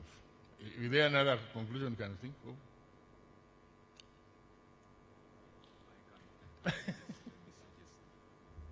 I want to urge and suggest to the Ugandan brothers and sisters, please, quality is key. Sometimes Igara is behaving like mad people. Everybody else is collapsing their prices of green leaf. Igara and Kayonza are standing steady because our own take on the whole thing is quality is key to get us out of. Even if we get $1.40, $1.50 average, we will survive. But we are downgrading the green leaf prices because of the very reason that all the Mombasa take and what is not giving us enough what. But we are forgetting that the farmers don't like to be confused. You need to package your message in a simple and straightforward way. If you're talking about quality, talk about quality. Why do you go and reduce the price? Then you are talking about reduction in price. Then you are talking to him about green leaf quality. The farmer gets confused. He doesn't know what you're talking about. Have your message very clean and straight. Talk about one issue and stick to it, and you see how far you can go. Thank you very much. Thank you very much. So, we have seen that the recommendation that we have already got is from her is that consolidate fertilizer purchases. Number two, which has come out now from the various discussions, is that we must now work on the quality of our tea through agronomical practices, basically. Number three, power, which has also come out strongly from various people. I think, if I remember correctly, Mr. Chairman, UTA, if I remember correctly, I think there is a policy that the government has introduced that factories are going to have a reduced tariff. And they were talking about a power rating of some factories. I think maybe what we should put in recommendation is that as UTA, we should ask government to pull us as one for purposes of power so that we qualify for that lower tariff of power. I don't know whether we can recommend it. Maybe we'll recommend the minister and we'll see. Because there is a power rating that we must be at to receive that one. I don't know whether they can accept to pull us. Actually, adding on to what he has just said, the Honorable Minister said 5 cents. That's 185 Uganda shilling per kilowatt hour. At 0.65 kilowatt hours per kg MET, that would be 120 shillings. Now, if we are at 355, you take away 120 whatever shillings, we could have already 250 shillings somewhere. And then if you add on the cost of saving from the rail, if we start it, if the government helps us, we shall have about 193 shillings. So we are going to have over 420 shillings, just like that. The 12 cents of the dollar. And it will help uplift us up. If we are going to reduce our cost of production from 1.1 to about, by those 12 cents, it means maybe our 90 cents will be accommodated and we can survive. All right. I think now we can go for our tea break. I think let's make it in 15 minutes time back here. 15 minutes, I think, should be okay. Thank you very much for your participation, and we'll see you in 15 minutes time in the plenary. Thank you very much. Rapporteur, please consolidate what we have. We are going to present.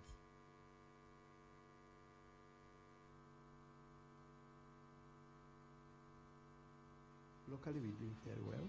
We got a couple of companies which are doing for the local market, but the bulk of it goes out in bulk, which is not very profitable to both the producer and the country.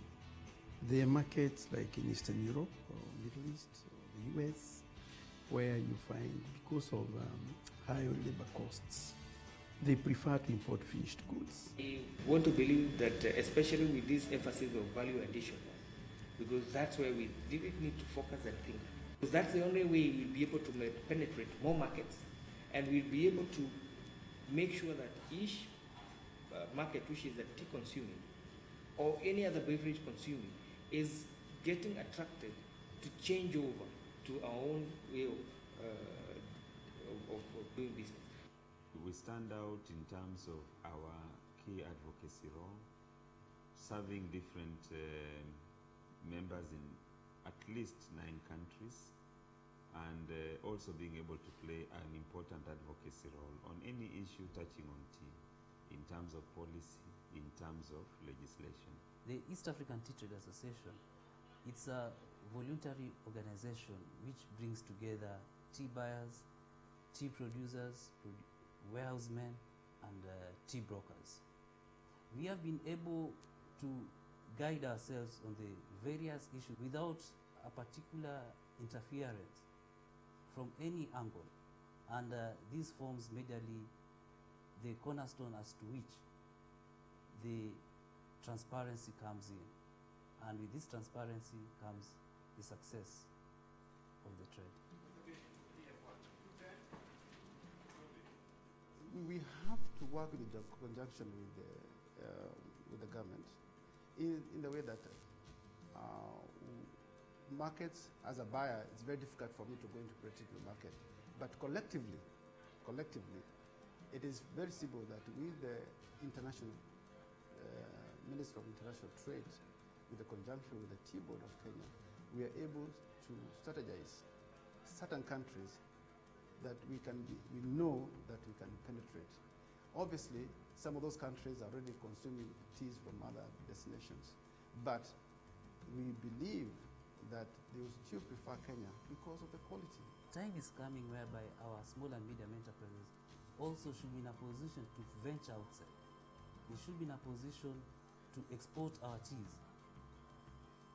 And this can only be done if structures are put in place that, 1, will motivate them, 2, will create a conducive environment to them to venture into value addition. What has been fronted by some of the policymakers, particularly in government, is that we should pack our teas and send them out there. In one way, yes, it makes a lot of sense. But two, if the local dynamics, the issues like infrastructure, if they are not right, chances are those universal or global university workers will obviously look for places where there are less taxes or better friendly environments for working tea. Tea has been consistently been what you may say a defined, a regular, and a consistent revenue earner to the farmers. So I would encourage them to continue growing tea and to ensure that they deliver the best teas. For the investors in the tea industry, also my take would be they have been in this business for long, they have supported different economies, and through the East African Tea Trade Association, we also appreciate the patronage of the auction.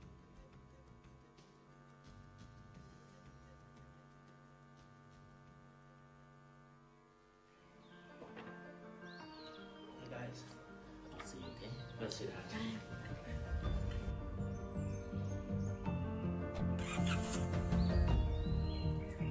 Don't worry, he'll be back. But why is he always going?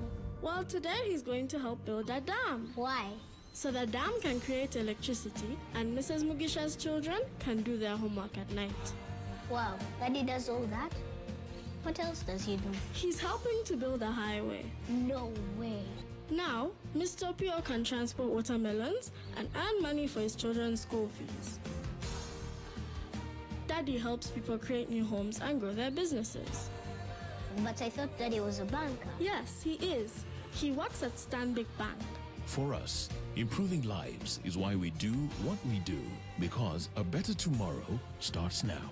Stanbic Bank, moving forward.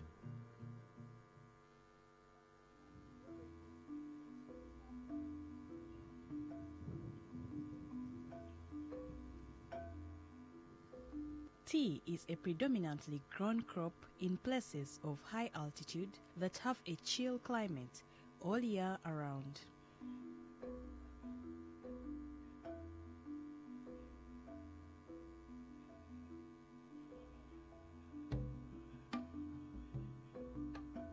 Uganda is the third leading producer and exporter of tea in Africa after Kenya and Malawi.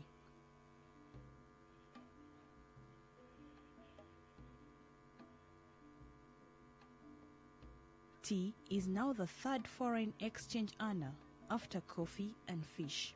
It is therefore one of the crops under the Strategic Export Program. Being an import-export product, Government of Uganda considers it as one key area through which the country's export earnings could be boosted.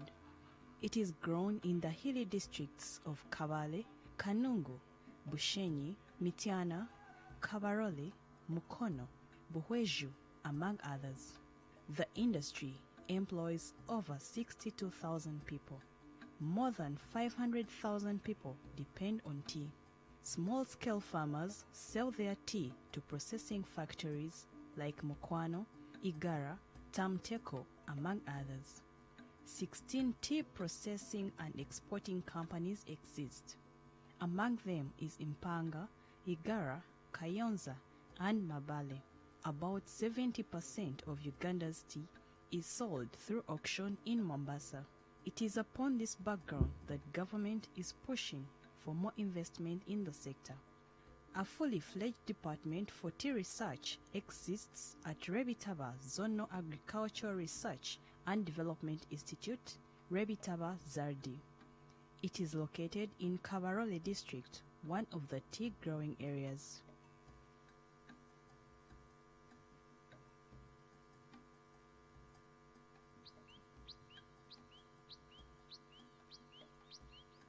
New high-yielding varieties of tea have been developed to increase and improve production in the country.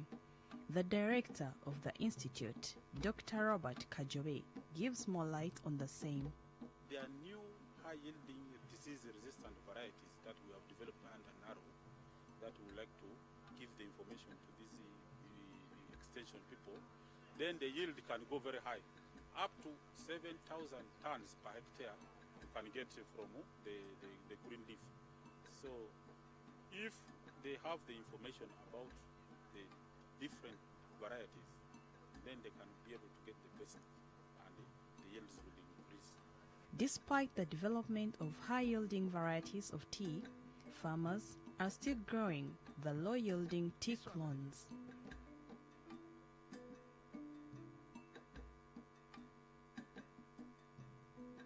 This results in low production and reduces household incomes.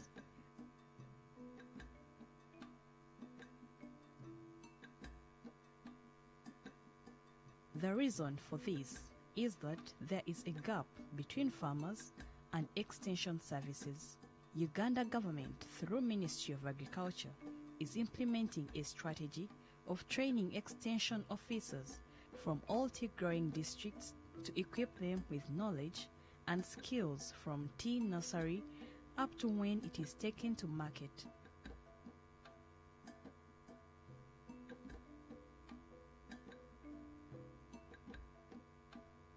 The ministry has collaborated with Rebitaba Zardi, one of the institutes of the National Agricultural Research Organization, NARO, to train the extension officers. We have collaborated with the Ministry of Agriculture, Animal Industry and Fisheries to train all the agricultural extension officers in the country on tea, nursery operations, the nursery establishments, the tea management in the whole country. These officers are to train in the whole value chain of tea production. This, in turn, will train farmers on the tea nursery management and all the agronomic practices required for increasing and improving tea production in the country. These officers are going to be trained in tea nursery operations, tea establishment, up to value addition. So the programs are based on the whole value chain approach of tea in Uganda. This is because we found out that tea as a major crop in Uganda is the third most important income earner after coffee and fish, and yet the potential is not made well. And the biggest problem is because of extension. We develop technologies under NARO, very good research, the technologies, but the technologies cannot reach the end user because there's a gap in extension. So we have come in to fill that gap by training these people so that they get all the information available, and then we shall be able to train them and they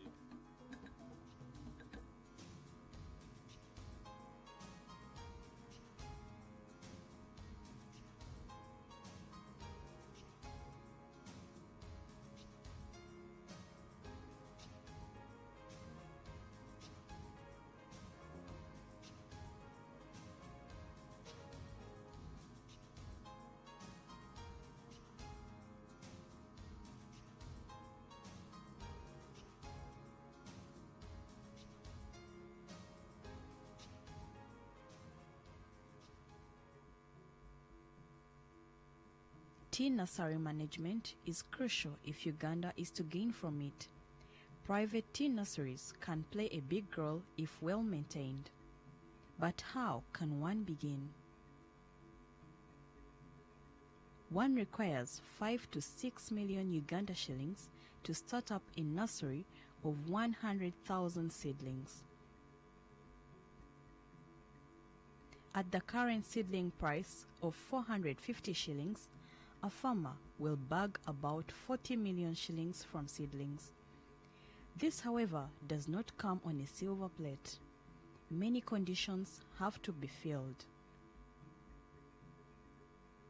First of all, the site for a tea nursery should be near a water source, as it requires continuous watering.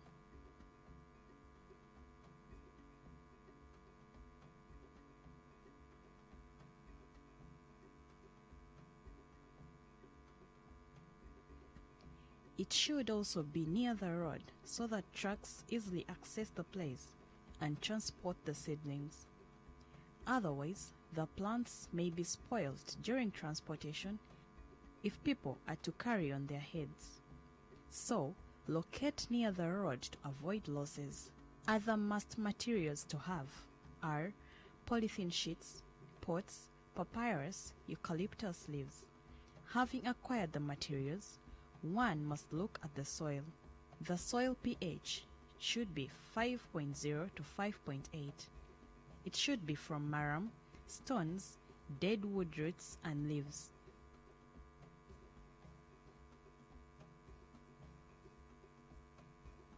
Soil mixing should be 3:1 subsoil and topsoil.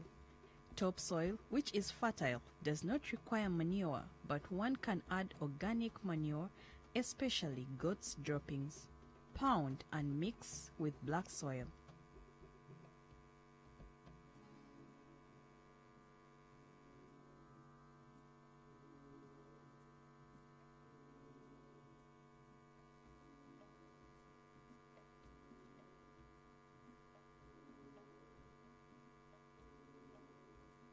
So for what you have proved, if you get your topsoil which is fertile, you don't need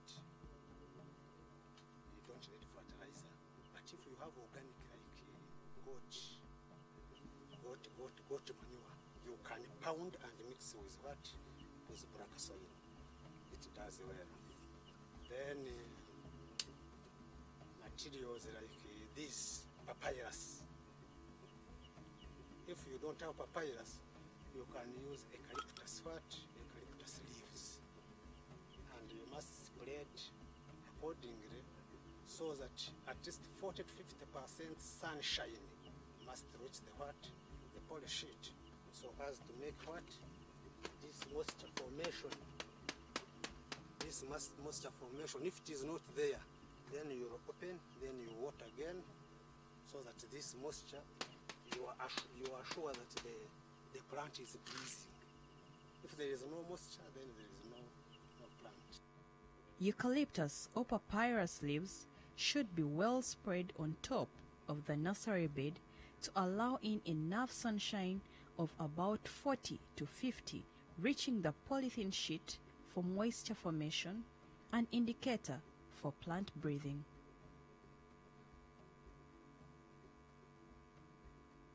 Tea cuttings for a nursery must come from a well-managed mother garden free of common diseases that can spread to your nursery. Avoid unattended to mother gardens for your nursery cuttings.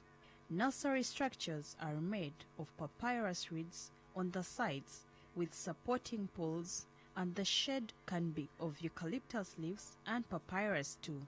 After construction of the shade, then soil mixing and planting follows.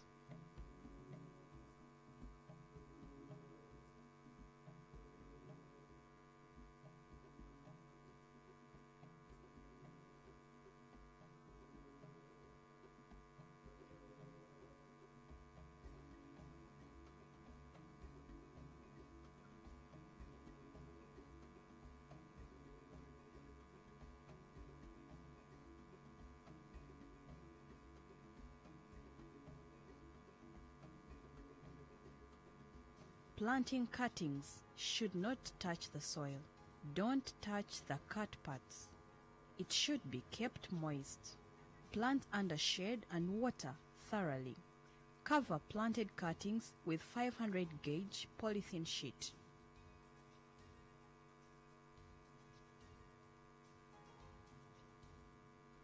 Manage planted cuttings by inspecting them weekly.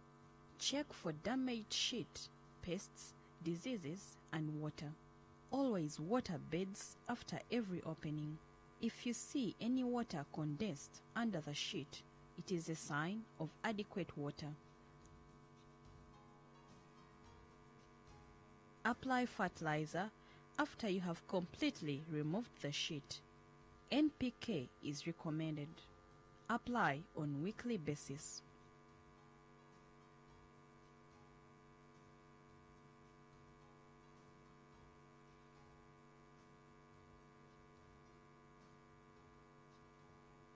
After doing the above practices, the hardening stage comes on. It should be done after 5 months when the plants are 20 centimeters tall or touching sheet and roots have reached the bottom of the sleeve. Open polythene sheet on one side 3 meters apart. In the third week, loosen the sheet to one side.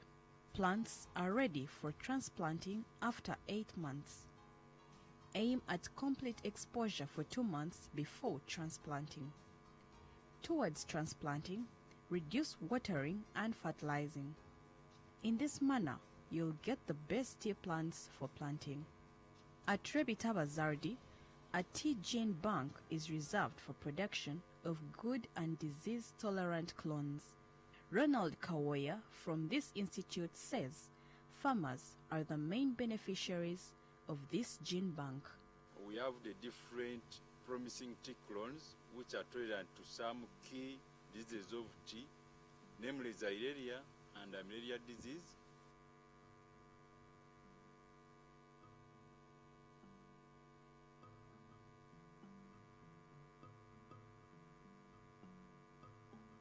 This gene bank has different lines, and with those lines we are preserving them to do further research in tea. This gene bank is the source of the different genes that we can manipulate to come up with high yielding and even disease resistant or tolerant tea clones.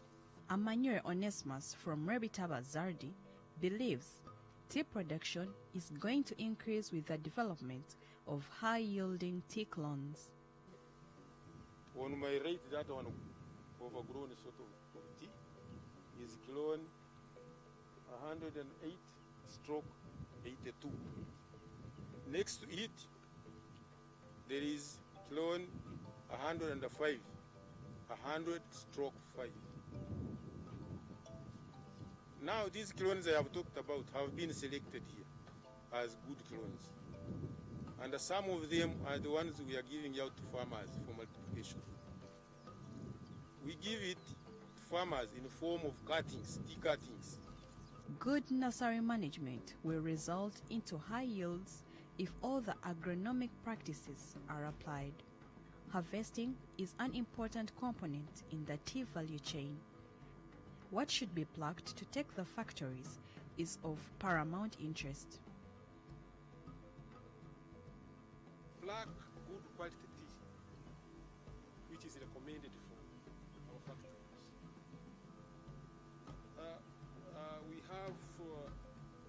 We have to pluck one leaf and a bud. That is the bud is this the leaf you see here, and this is a leaf, one leaf and a bud. Then another quality leaf we pluck 2 leaves and a bud, and another good leaf is 3 leaves and a bud. So these are the good quality leaf we pluck and take to the factories, tea factories for manufacture. Hand plucking is advisable as it does not affect tea leaves, but if need be, simple machines can be applied with extra care. We use hands to pluck the tea leaves. And we also have, here at the station, we have shears. In all, tea growing is a profitable venture if farmers get the right clones to plant and follow recommended agronomic practices. With good management, 1 plant of tea or tea bush can yield up to 3 kilos. The management of the tea bush, how do you manage the agronomic practices that the farmers should undertake to increase the yield? For example, in the research institute, 1 bush, 1 tea tree, we call it a bush, can yield up to 3 kilo per year. But in other places, because of the farmers do not have the information about the agronomic practices, it is less than 1 kilo. A kilo of green leaf goes for about 500 to 700 shillings. If a farmer can get 3 kilos per plant, that means one gets 2,000 shillings per tea bush. Assume the farmer has 1,000 tea plants, that is 2 million shillings per season. We have to differentiate between a green leaf green leaf is what the farmer has just plucked. The kilo of a green leaf is different from the kilo of tea, which is made tea, already processed tea. So the made tea, the kilo varies from supermarket to supermarket depending on the value added on that one. But for green leaf, it varies also according to variety. The one with the good variety, the price is high, but can go up to 500 shillings per kilo for green leaf. Apart from the money value, green tea is important for the health of humans. No matter the season, tea can be a tasty beverage since it can be served iced or hot.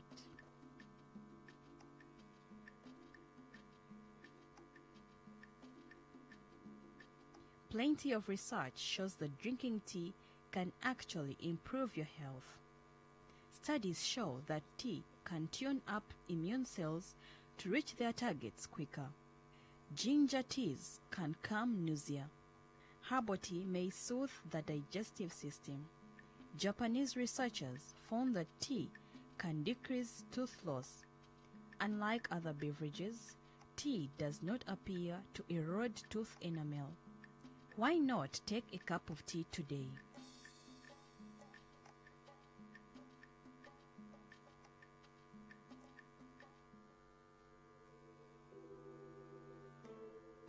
Tea growing in Uganda, traditionally the third largest agricultural export commodity by value, has lately become lucrative, with more land suitable for tea production being taken up, but only 28,000 hectares utilized both by smallholder and estate owners. Tea exports and markets have also largely improved in the mid-term. Tea growing is envisaged as a tool to fight poverty through its ability as a source of employment to households, especially in rural areas. According to a World Bank report in 2012, the tea sector employed more than 150,000 persons and was an indirect source of livelihood to close to 1 million Ugandans. Besides the benefits to the household's income to farmers, tea growing in Uganda remains an environmentally friendly crop, largely coexisting with natural resources, hence promoting climate change mitigation and adaptation as well as tourism. The 3 factories managed by Uganda Tea Development Agency is a clear example of this contribution to the gross domestic product. Igara Tea Factory, located in Butare, Chamuhunga, and Buhweju Tea Factory, located in Nyakashaka in the heart of the hills of Buhweju, are situated in the neighborhood of both Rwenzori Mountains and Queen Elizabeth National Parks in western Uganda. While Kayonza Growers Tea Factory, located in Kayonza, is only 10 kilometers to the Bwindi Impenetrable National Park, famous for the mountain gorillas. These 3 factories are farmer-owned. By taking UTDALT, you are supporting over 20,000 smallholder farmers who will be certain to get a fair return on their efforts. Their acquisition of shares is achieved through monthly deductions from their pay for green leaf delivered to the factories. Tea from these 3 factories is grown at an altitude of 6,000 feet above sea level, blended with nature to produce original and natural flavors with lively tea. The location of these tea factories and estates in the highlands with high altitudes and volcanic soils is responsible for natural attributes on good quality tea of good aroma and liquor strength, in addition to good agronomic